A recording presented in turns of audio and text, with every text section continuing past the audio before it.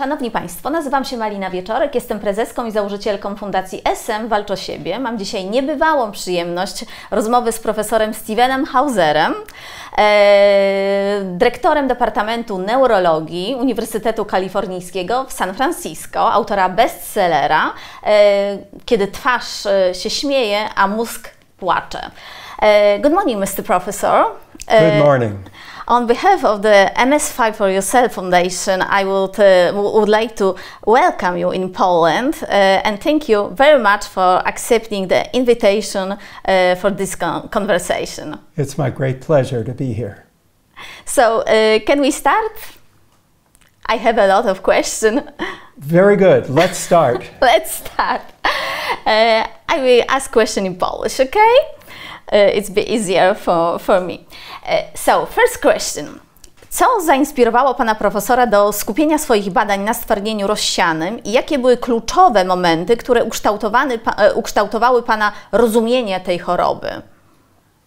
It was so interesting that I was surrounded as a young child by problems with the immune system and the nervous system. So it was almost predictable that I would find, of all of the diseases in medicine, multiple sclerosis the most interesting because it's a problem of the immune system and the nervous system. But also as a young doctor, I saw patients with multiple sclerosis, and this was 50 years ago when we had no treatments for our patients. Yeah.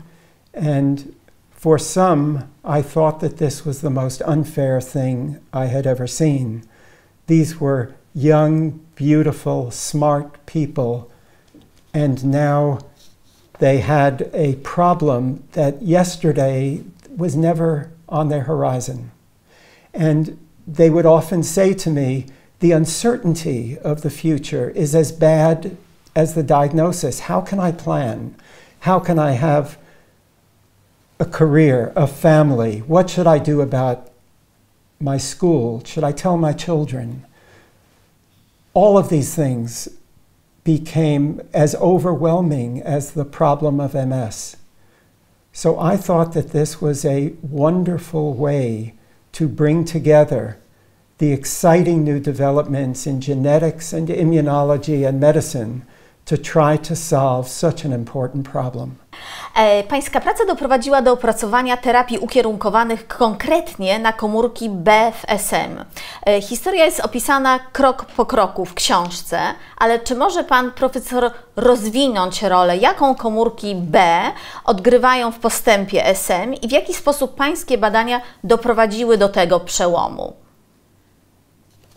There are two generals in our immune system. Our immune system is throughout our body, and its role is to protect us from invaders, and even invaders that our body makes, invaders like cancer. But with autoimmune diseases, these protectors become enemies, and they attack our tissues. And autoimmune diseases can happen against any part of our body. If it's in the joint, it's arthritis. The eyes, it's uveitis. The thyroid, it's thyroiditis. It's colitis when it's in the gut. Every part of our body can have an autoimmune attack by a misbehaving immune system. And multiple sclerosis is caused by a misbehaving immune system targeting the brain, and mostly the myelin covering of nerve cells in the brain and spinal cord. We used to think that one of the generals of the immune system, a cell called a T lymphocyte, must be responsible for multiple sclerosis. Because in animal models, these T lymphocytes, which are the most common generals of the immune system, they tell others what to do.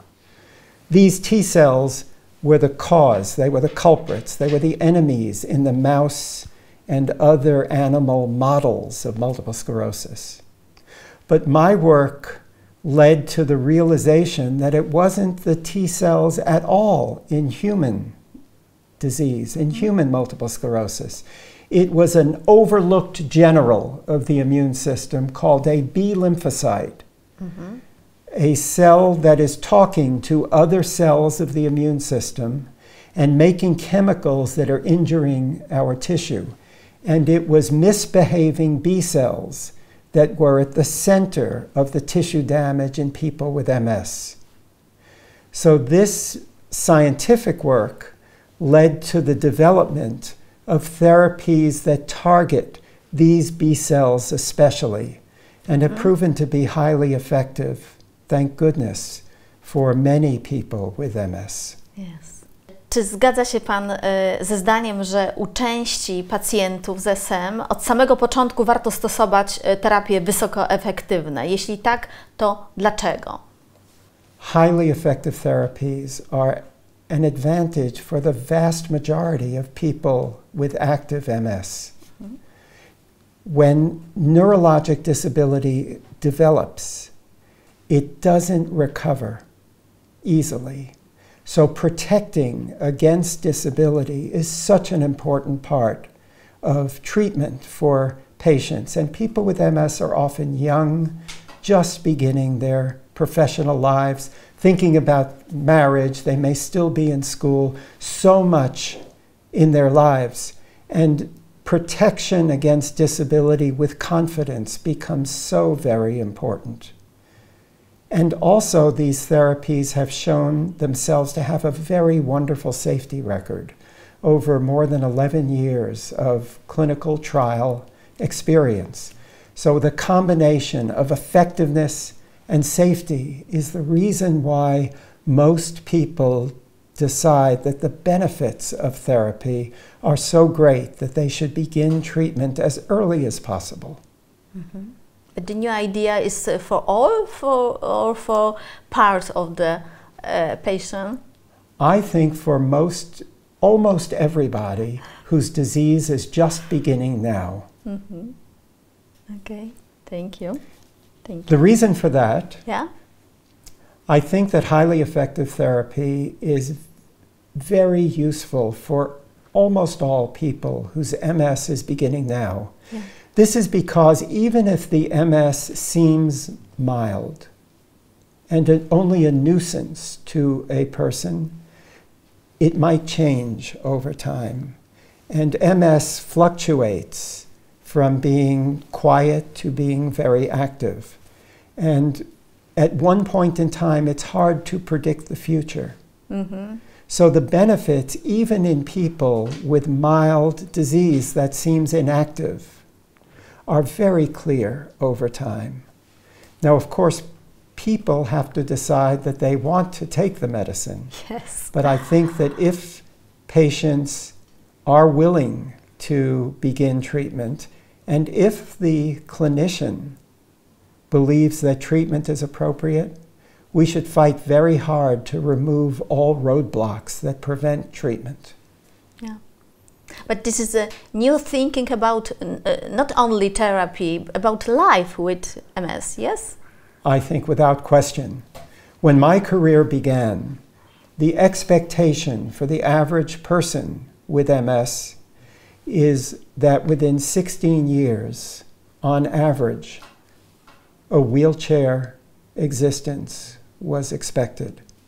Today, there is a great optimism for a life free from disability.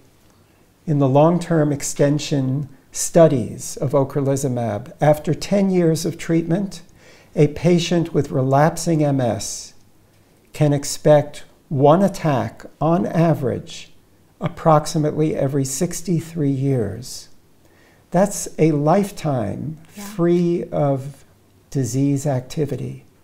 W swojej książce, to jest proszę Państwa ta książka, przedstawia Pan swoją podróż naukową w sposób przystępny dla osób nie będących naukowcami. Czy Pana zamiarem było uczynienie złożoności odkryć naukowych bardziej zrozumiałymi dla szerszej publiczności? I jak ważne jest Pana zdaniem, aby naukowcy komunikowali swoją pracę właśnie w taki sposób, w taki przystępny sposób?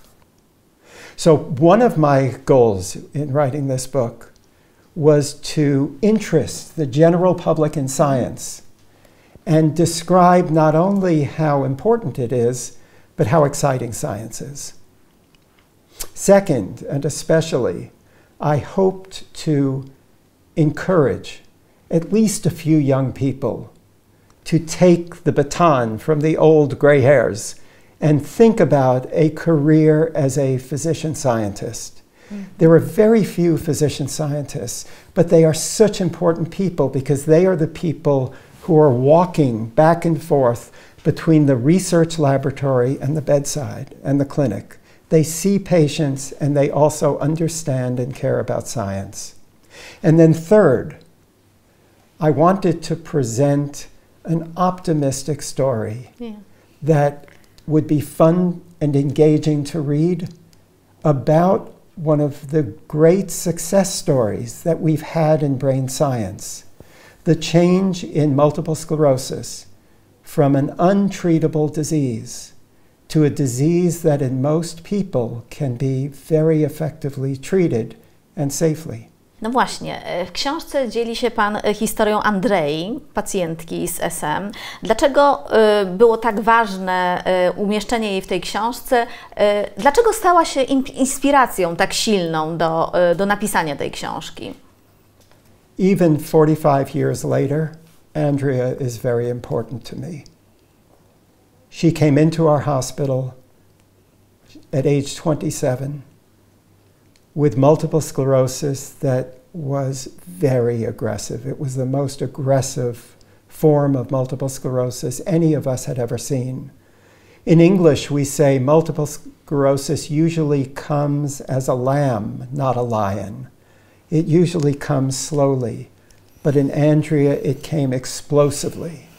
And the title of the book, The Face Laughs While the Brain Cries, describes Andrea's laughter when she was trying to cry because her emotional control over her face was separated from her spirit and desires. So she was very sad, but there was an emotional overactivity. When I saw Andrea, I thought that this was a disease that not only needed answers, but the time was right, the science was there, and we could find better answers. So she was and still is my inspiration for beginning a career in MS research.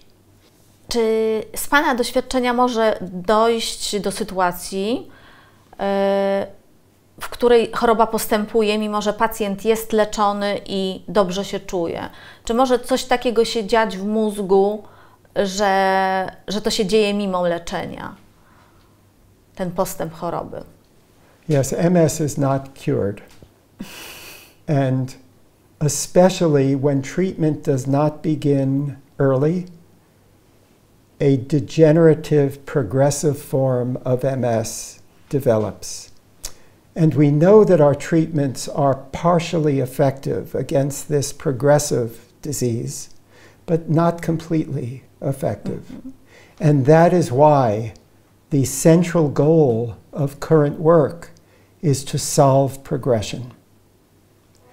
We've learned so much about progression because we've been able to turn off relapsing disease. And we now know that early on, B cells are talking to other cells. I spoke earlier that B cells are the generals that are the primary culprit in causing inflammation in MS. But we've also learned that B cells are communicating and giving orders to other cells that then can cause damage. And when MS becomes very long-standing, and when B cells are removed through our therapies, these other cells, cells called microglia and cytotoxic T cells, are causing the damage even when B cells are absent. So the future of treatment is in part for patients who have had MS for a long time and who have some disability from MS, by inactivating these other damaging cells in the nervous system.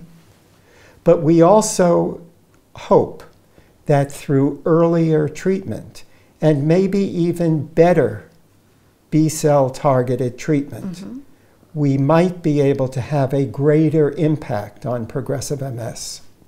This has also moved us to a place where we can think about new ways to treat MS in the very near future.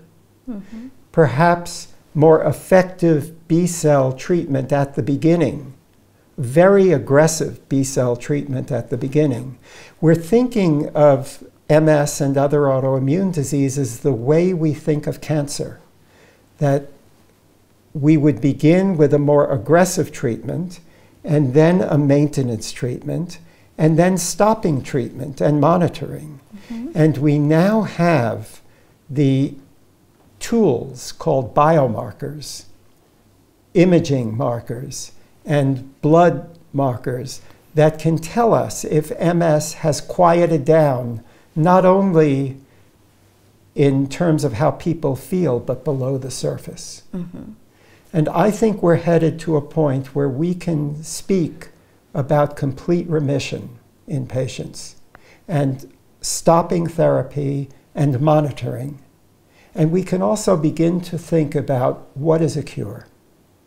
And cure is different for different people. For some of us, cure is just stopping the disease from ever appearing again. For others, cure requires that old damage be repaired. So I think all of this is in the horizon. And MS is going to be, I think, the first neurologic disease for which we can begin to use the word cure among all the neurodegenerative diseases. Very interesting, very interesting. It's the future for therapy, yeah? I don't think that there is a better place for an ambitious young person than the field of multiple sclerosis research. Ostatnim wielkim sukcesem społeczności SM w Polsce było zrefundowanie 4 nowych leków immunomodulujących i złagodzenie kryteriów przejścia do leczenia drugiej linii. To się stało w listopadzie 2022 roku oraz umożliwienie stosowania okrelizumabu i kladrybiny jako leków pierwszej linii. To się stało w lipcu 2023. Obecnie mówi się, że dostęp do leków w naszym kraju jest porównywany z tym europejskim. Nadal jednak istnieje potrzeba poprawy, szczególnie w zakresie organizacji leczenia i szybszego włączania pacjentów do terapii. Co chciałby Pan Profesor powiedzieć osobom żyjącym w SM, osobom, które trochę nie wiedzą, jak się w tym systemie poruszać? I'm not an expert, of course, in the Polish health system, but I do know about the American system, which is very complicated and very chaotic and often dysfunctional. What you're describing is very similar to what our patients struggle with in the United States, where there are literally hundreds of different companies with different rules for insurance. So this is a very complicated problem. There are also lots of disincentives to begin treatment quickly because treatments are expensive. But to my mind, the value of early and quick treatment is also a cost saver to any company or any nation.